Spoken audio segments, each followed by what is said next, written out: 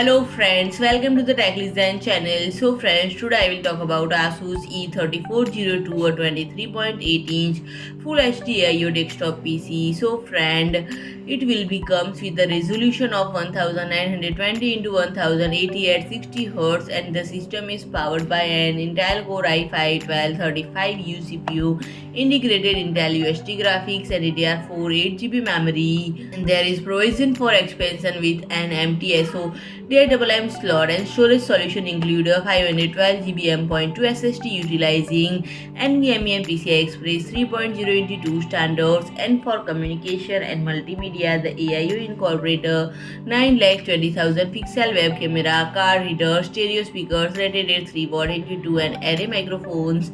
And the connection interface consists of HDMI into 1, USB 3.2 Gen 1 Type C into 1, USB 3.2 Gen 1 Type A into 3, USB 2.0 into 2 and microphone or headphone combo jack. And the networking capabilities include Wi-Fi 6, Bluetooth 5.1 and gigabit wired LAN. And friend, the device runs on Windows 11 Pro 64 bits. And friend, if you like my video, please do like, share and comment.